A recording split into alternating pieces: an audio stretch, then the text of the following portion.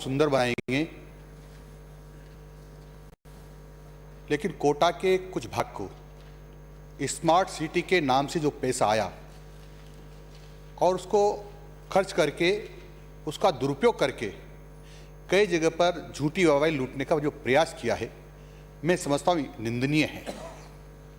और हर जगह कहते हैं हम ये विकास कर रहे हैं, हमारी ये सरकार पैसा लगा रही है, ये अशोक गहलोत जी की सरकार ये विकास करती है। मैं कहता हूँ ये स्मार्ट सिटी के नाम पर केंद्र सरकार का पैसा है, इनका एक भी पैसा नहीं है, अधिकांश पैसा भारत सरकार का पैसा है। पर झूठी वाहवाही लूट करके और कोटा शहर के ही लोगों को ही नहीं, राजस्थान भर के शहरों के लोगों को ये चकमा देने की कोशिश कर रहे हैं। माननीय सभापति महोदय, किसी शरीर का एक अंग कमजोर रह जाए और कुछ अंग सुंदर बन जाए तो सुंदर नहीं कहलाता है। कोटा शहर का भाग लगभग 8 वार्ड रामनगरी विधानसभा क्षेत्र में आते हैं, लगभग जिसमें 1.5 लाख की जनसंख्या है। वहां पर विकास नाम का कोई नहीं है। कहते मैं 100 करोड़ रुपए इधर लगा रहा हूं, 500 करोड़ रुपए इधर लगा रहा हूं, 400 करोड़ रुपए इधर लगा रहा हूं। तो क्या स्मार्ट सिटी में यह है कि शहर के कुछ भागों को पानी मुहैया नहीं कराया जाए, शहर के कुछ भागों को बिजली मुहैया नहीं कराया जाए, शहर के कुछ भाग को सड़क भी नहीं बनाई जाए, शहर में नालियां भी नहीं बनाई जाए, शहर में सफाई भी नहीं की जाए? यही है विकास, इसी को विकास कहते हैं। ये विनाश पुरुष है शांति कुमार जी धारीवाल, विनाश पुरुष, जिसने कोटा का सत्यानाश करके रख दिया है। और ये इसलिए कर रहे हैं, मैं रमेश जी मीणा ने यहां कहा था, उसकी पुष्टि कर रहा हूं, उसका अनुमोदन कर रहा हूं। उन्होंने कहा था सरकार अनुसूचित जाति और जनजाति के खिलाफ है। मैं इसलिए कह रहा हूं कि 8 वार्ड, कोई भी ऐसा शब्द जो है 8 वार्ड कर देना, 8 वार्ड नगर निगम सीमा में रामगंडी विधानसभा क्षेत्र में आते हैं। उनकी गैर मौजूदगी नहीं बोल पा रहे हो। 6 वार्ड उसमें से 6 वार्ड अनुसूचित जाति और जनजाति के हैं और वहां का एमएलए अनुसूचित जाति का है, इसलिए वहां का विकास नहीं करना चाहते हैं। इसलिए रमेश जी मीणा साहब, आपने राजस्थान को अच्छी बात कही है ये, ताकि अनुसूचित जाति और जनजाति के लोगों की के कानों से सुन लें और असलियत पता चल जाए। क्या अंकित नहीं होगा? आप सब्जेक्ट पे बात करिए, यहाँ पे जो है सब्जेक्ट की बात कर रहा हूँ। मैं बिल्कुल अलाउ नहीं करूंगा। अनुसूचित जाति के लोगों के साथ अन्याय हो रहा है। आपको बोलना है तो 8 वार्डों में से 6 वार्ड, 8 वार्डों में से 6 वार्ड एससी और एसटी के हैं और उनका विकास नहीं किया जा रहा है। उनका विकास नहीं किया जा रहा है। नालियां नहीं बनी हुई है, पीने का पानी नहीं है, सड़क नहीं है। माननीय सदस्य विराज, एक मिनट विराज, आप विराज, आज की विषय वस्तु पे मैंने आपका नाम पुकारा है, आप उस पर कन्फाइन करें। अननेसेसरी कौन एससी है, कौन दलित है, कौन सवर्ण है, कौन है, आज इस पर कोई चर्चा नहीं हो रही है। आप कहेंगे तो मैं माननीय अध्यक्ष महोदय को और मुख्यमंत्री महोदय को आपका संदेश पहुंचा दूंगा, एक दिन उस पर भी चर्चा कर लेंगे। लेकिन आज का दिन विषय वस्तु पे है, आप उस पर पूरी तरह से जो है वो रहे पाबंद। निरीह विधायक यही है, ये कमजोर विधायक यही है, ये इसीलिए अपनी पीड़ा व्यक्त कर रहे हैं। ये कमजोर इसलिए कि आप इनको आगे बढ़ने का मौका नहीं दे रहे हैं। कंपटीशन जोगेश्वर गर्ग में, मदन दिलावर में, तो उसमें आसन क्या कर सकता है? इसलिए तो ये है कि आप बोल ही नहीं दे रहे हैं। माननीय सभापति महोदय, मैं निवेदन ये कर रहा था कि शहर का समान रूप से विकास होगा तो अच्छा रहता है, लेकिन ऐसा हो नहीं रहा है। ये किसी शहर के साथ यदि ऐसा नहीं होता है तो अन्याय है, धोखाधड़ी है और उसके साथ लूटपाट है। क्योंकि ये लोग इस क्षेत्र की अधिकांश जमीनें, इस क्षेत्र की अधिकांश जमीनें यूआईटी बेच रही है, पैसा कमा रही है, लेकिन उस क्षेत्र में विकास का काम नहीं कर रही है। आखिर में इसके कारण क्या है? माननीय सभापति महोदय, उस एरिया में भील रहते हैं, मीणा रहते हैं, उनके मकानों के पट्टे नहीं हैं। 100, 200, 300, 400 साल से पहले से रह रहे हैं वो लोग, और नगर निगम सीमा में उन गांवों को ले लिया है, लेकिन उनको पट्टे नहीं दे रहे हैं। और पट्टे नहीं दे रहे, तो प्रधानमंत्री आवास योजना में उनके मकान नहीं बन पा रहे हैं, उनका इस सरकारी योजनाओं का लाभ नहीं मिल पा रहा है, वहाँ नालियाँ नहीं बनाई जा रही है, वहाँ बिजली नहीं दी जा रही है। माननीय सभापति महोदय, उन लोगों की व्यथा को कौन कहेगा, उनकी पीड़ा को कौन कहेगा?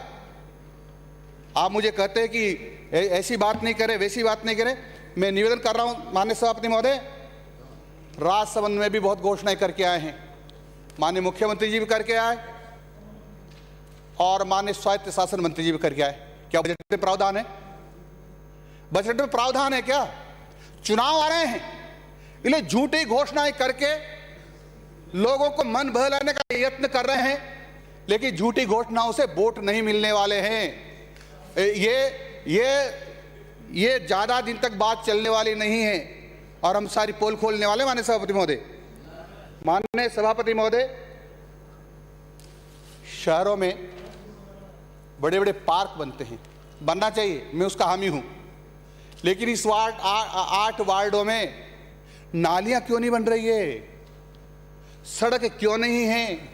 मेरा कृष्णा नगर, आंवली रोजड़ी, रथकांकरा, बंदा, धर्मपुरा, हरिओम नगर, कृष्णा नगर, ये सब सड़कों का इंतजार कर रहे हैं, नालियों का इंतजार कर रहे हैं, पार्क का इंतजार कर रहे हैं, पीने पानी का इंतजार कर रहे हैं। आपको सुनकर के ताज्जुब होगा, कोटा शहर है, चंबल वहां बहती है, लेकिन वहां के आंवली, रोजड़ी, दौलतगंज, धर्मपुरा, बंदा, इनको पानी नहीं मिल रहा है, पानी नहीं मिल रहा है। पीएसपी लगाई हुई है, पीएसपी में कभी पानी जाता नहीं है, पीएसपी में कभी पानी जाता नहीं है। कितना दुर्भाग्य है उन लोगों का और हमारा कि पानी अथाह हमारे यहां, लेकिन प्रबंधन जीरो है। समझ में नहीं आ रहा क्या कर रहे हैं, पानी नहीं पिला पा रहे हैं। मेरी मांग है सरकार से, अरे प्रधानमंत्री जी जो पैसा दे रहे हैं ना जल मिशन योजना में, उसी में कर दो भाई। तो आपके पास पैसा नहीं है तो उनको पानी तो पिला दो, स्मार्ट योजना में कर दो।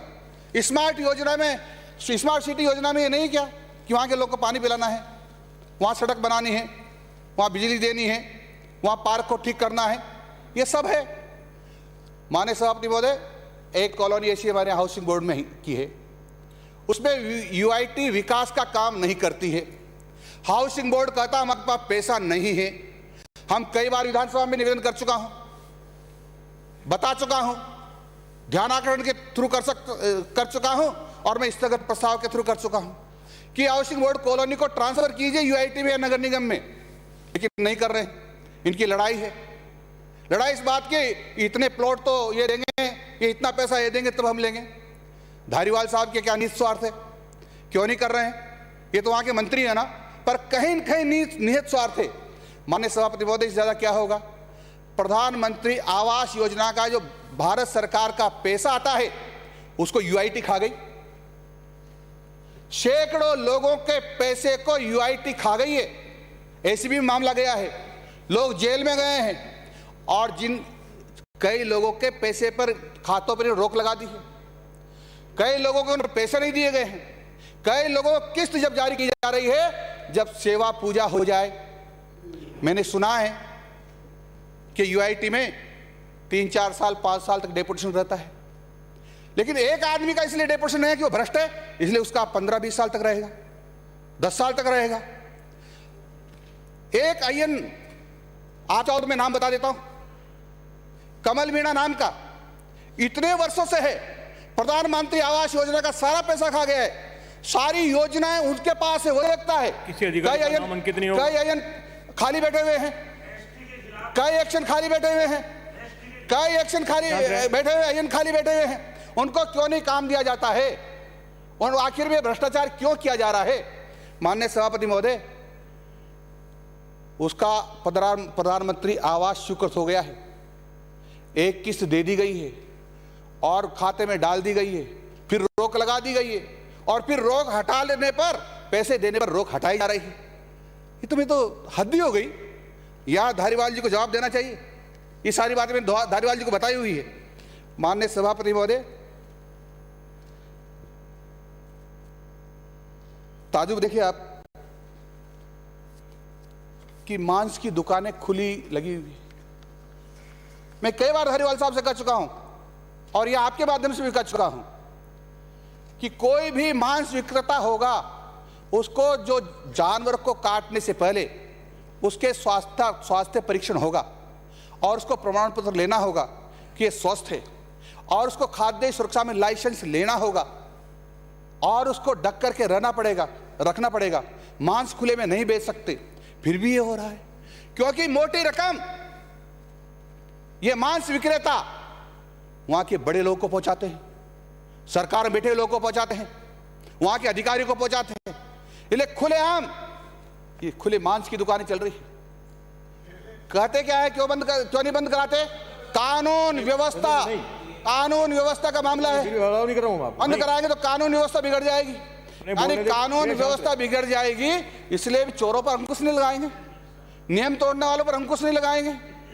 कितने लोग बीमार होते होंगे, कितना पैसा सरकार का चिकित्सालय में जाया होता होगा। इनको चिंता नहीं है लोगों के मरने की, इनको तो पैसे कमाने की चिंता है। माननीय सभापति महोदय, कोटा जिले के रांग मंडी में 2 दिन में पानी मिलता है। 2 दिन में चंबल बहती है, वहां कोटा जिले में चंबल बहती है। यहां से पता नहीं कहां भीलवाड़ा, पता नहीं कहां कहां पानी जाता है, लेकिन हमको 2 महीने में पानी मिलता है। और राम मंडी की 34 कॉलोनियों में अभी 1 बूंद भी पानी नहीं मिलता है। बेचारे टैंकर ला करके टैंकर से पानी ला करके खरीद करके अपना काम चला रहे हैं, लेकिन उनको पेयजल उपलब्ध नहीं कराया जा रहा है। क्या कारण हो गया भाई? क्या हो गया? मैं तो आज तक समझ नहीं आ रहा कि ये सरकार लोगों को पानी नहीं पिला पा रही है। 2 दिन में पानी पिला रही है, सड़कें नहीं हैं, कचरे के ढेर हैं, कर्मचारी नहीं है, और वहां तो ईओ भी नहीं है। और ईओ लाते हैं ना तो चोर उच्चकों को लाते हैं, जैसे भी पकड़ में आ जाते हैं, ऐसे छांट के लाते हैं। ये धारीवाल जी का खास आदमी है, इसलिए मैं इसको भेज रहा हूं। धारीवाल जी खास आदमी जो ऐसे भी पकड़ में आ जाते हैं, ऐसे क्यों रखते हो? इसका मतलब बहुत दिनों तक पैसे पहुंचाते रहते हो, कभी कभी बेचारे पकड़ में आ जाते हैं तो उनके पल्ले तो कुछ पड़ता नहीं है और सारा माल उधर चला जाता है। इसलिए छांट कर लाते हैं, छांट के लाते हैं। मेरी आज में समझ में नहीं आ रही। गाड़िया, लोहार, साटिया और स्टील फैक्ट्री का एरिया, माने सभापति महोदय, हजारों मकान है, 7-7 फीट के लंबे मकान होंगे। जब वे सो ना तो पैर को भी ऐसे करके सोना पड़ता है। उनको प्रधानमंत्री आवास योजना का लाभ नहीं दे रहे हैं, उनको जमीन आवंटन नहीं कर रहे हैं, जबकि घुमक्कड़ लोगों के मामले में सरकार के ऑर्डर से कि 50 वर्ग मीटर जमीन शहर में और 100 वर्ग मीटर जमीन गांव में निःशुल्क आवंटित करनी पड़ेगी, नहीं कर रहे हैं। उनको प्रधानमंत्री आवास योजना से वंचित रखा जा रहा है। और ऐसे रांग मंडी शहर में हजारों लोग हैं जिनको प्रधानमंत्री आवास योजना पाने की पात्रता रखते हैं, लेकिन उनको सर्वे में नहीं लिया जा रहा है, उनको मकान बनाने की बात नहीं की जा रही। ये क्या करके टाला जा रहा है? इनके पास पट्टा नहीं है। पट्टा नहीं दो, क्यों नहीं? जो गरीब हैं, माननीय प्रधानमंत्री जिनको मकान बनाना चाहते हैं, तो ये सरकार उनको पट्टा क्यों नहीं देना चाहती है? पट्टा दे तो मकान बने। ऐसे सैकड़ों हजारों लोग हैं जिनको इसकी जरूरत है, लेकिन आज तक ये नहीं हो रहा है। माननीय सभापति महोदय, कोटा शहर में सूरों का आतंक, कुत्तों का आतंक, बंदरों का आतंक, हाँ, बंदरों का आतंक, और उसके साथ साथ धारीवाल जी का आतंक, क्योंकि वहां विकास का काम हो ही नहीं रहा। कुत्तों का आतंक, सूरों का आतंक, बंदरों का आतंक और उन जैसे पागलों का आतंक। माननीय सभापति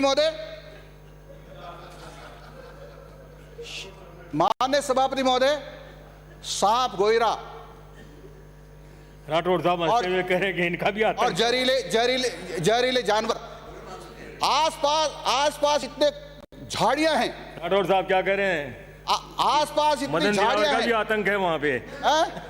राठौर साहब ने आसपास मदन इतनी दिलावर झाड़ियां का- हैं, आस में अवैध खनन होता है शहर में बीच में, और पत्थर उड़ उड़ के लोगों के सिर पर पड़ते हैं, मकानों में दरार आती है, लेकिन सरकार पूछने वाली नहीं। इसलिए नहीं है क्योंकि उनके मिलने वाले हैं, उनके लोगों को रोजगार देना है, इसलिए अवैध खनन करवा रहे हैं। मैं तो समाप्त कर रहा हूं भाई साहब, माननीय सभापति महोदय, समाप्त कर रहा हूं। मैं निवेदन ही कर रहा हूं कि कम से कम शहर है ना वो, तो ये जो झाड़ियां हैं उसको का जूही फ्लोरा पता नहीं क्या नाम कहते हैं, वो ऐसी झाड़ियां हैं, उनको कटवा तो दो, साफ सफाई तो करवा दो। क्या माननीय सदस्य,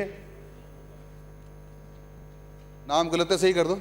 नहीं आप बोलिए अपनी बात, 2 मिनट में समाप्त करें अपनी बात। तो माननीय सभापति महोदय निवेदन कर रहा हूं, कोटा की जनता के साथ अन्याय न करें, वहां सड़क, पानी, बिजली, पार्क, नाली, इनकी व्यवस्था करें, क्योंकि ये हमारे साथ जाती हो रही है। एक तरफ तो एक 4-5 वार्डों में हजार करोड़ रुपए लगा रहे हैं, एक तरफ हमारी तरफ हमारा एक पैसा खर्च नहीं किया जा रहा है। वहां मैंने पहले भी कहा कि 1.5 लाख की पॉपुलेशन है, और शांति धारीवाल जी ने मेरे से कहा था कि आप मेरे पास आना, मेरे को सूची देना कहाँ का काम करवाना है, मैं आपको हर वार्ड में 1.5 करोड़ रुपए दूंगा। वो सूची दिए भी 6 महीने हो गए। मैंने अधिकारी उसका क्या हुआ, बोला सूची तो आई थी, लेकिन ये कहा कि इसको रखी रखना, इसको स्वीकृत नहीं करना है, इसको रखी रखना, स्वीकृत नहीं करना है। क्या करें भाई, इसका क्या करें, किसको जाएं, किसको रोएं, वहां की जनता कितनी परेशान है। इसलिए माननीय सभापति महोदय, हम या तो हमारे क्षेत्र का विकास कर दो, करवा दो, नहीं तो हम नाक को चने चबा करके हमारे क्षेत्र का विकास करवाएंगे, हमको कोई रोक नहीं पाएगा, और इनको नाक रगड़ करके क्षेत्र का विकास करना पड़ेगा। संयम लोढ़ा।